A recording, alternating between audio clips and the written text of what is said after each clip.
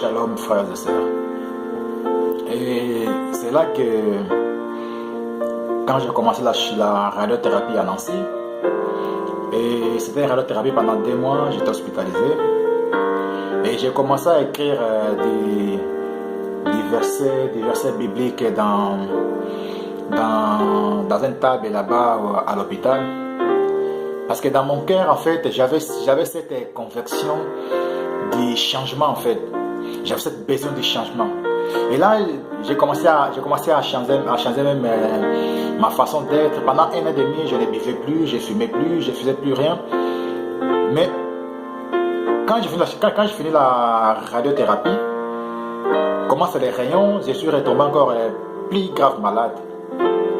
Et là, quand je sors de l'hôpital, j'ai dit que non, je vais aller en Belgique pour aller commencer à prier en Belgique.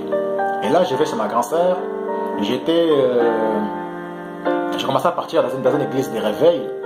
Et là, je commençais à prier cette église-là.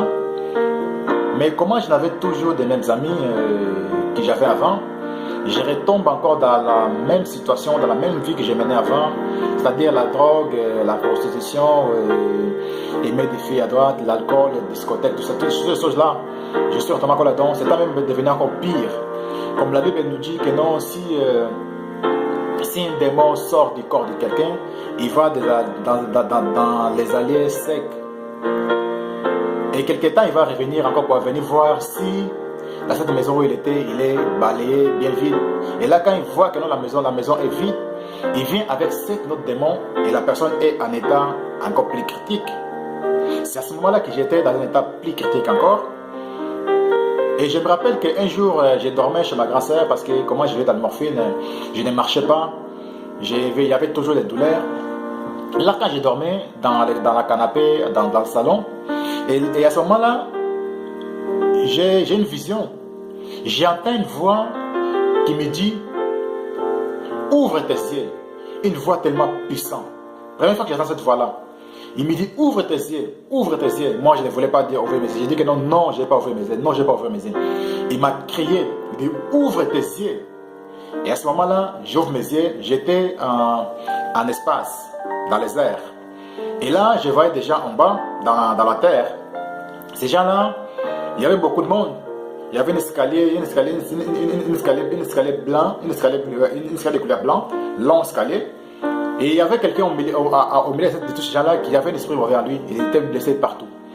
Et à ce moment-là que l'esprit me pousse, il m'envoie maintenant dans cet endroit où tous ces gens étaient là-bas.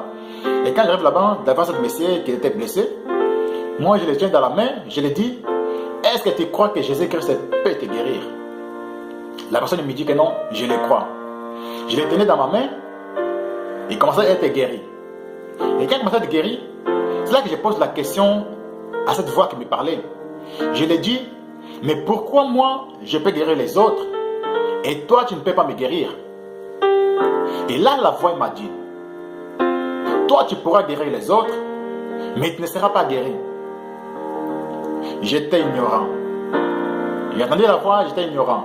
Après, je voyais des gens qui parlaient mal, il y a des gens qui parlaient mal à côté. Et j'étais comme si je pouvais lire dans leurs pensées qu'est-ce qu'ils disaient. Et à ce moment-là, j'ai commencé à taper tous ces gens-là. J'avais une force énorme.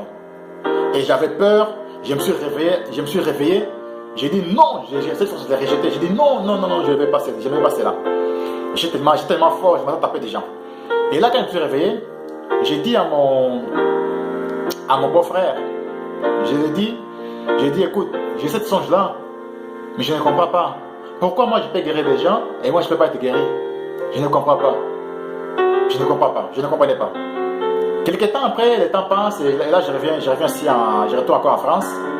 Et là, je pars maintenant à Bordeaux pour aller faire un dernier contrôle. Et quand je pars à Bordeaux pour faire un dernier contrôle, c'est là que les médecins ils ont vu que non, que le cancer est métastasé.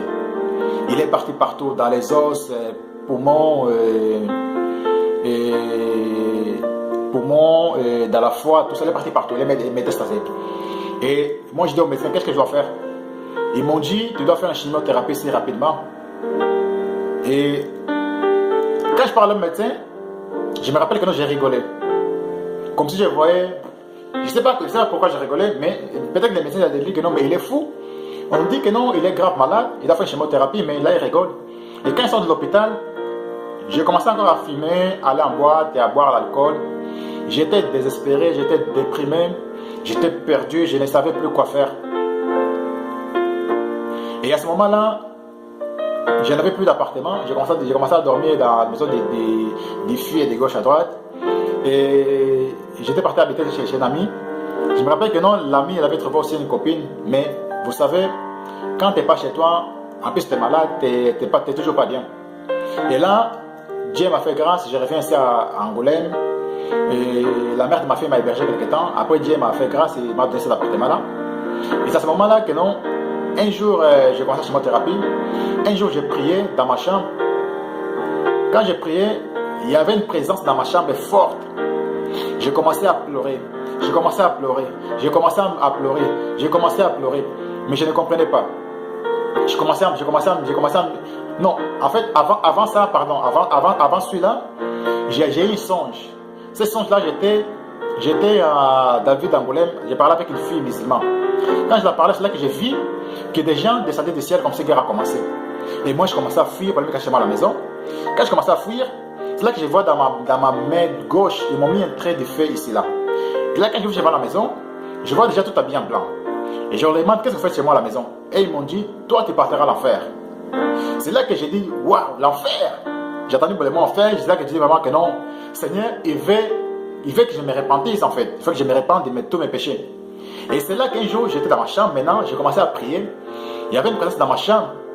Et là, je commençais à prier, je commençais à me repentir, j'ai pleuré tellement. Je suis resté pendant longtemps là-bas à genoux. Et c'est là que la douleur que j'avais dans mon corps, dans mon cœur, pardon, est partie. Comme la Bible nous dit, venez à moi, c'est ce que je chargeais, fatigué, je venais du repos. Et là, je vais continuer dans la 4e partie. Que Dieu vous bénisse.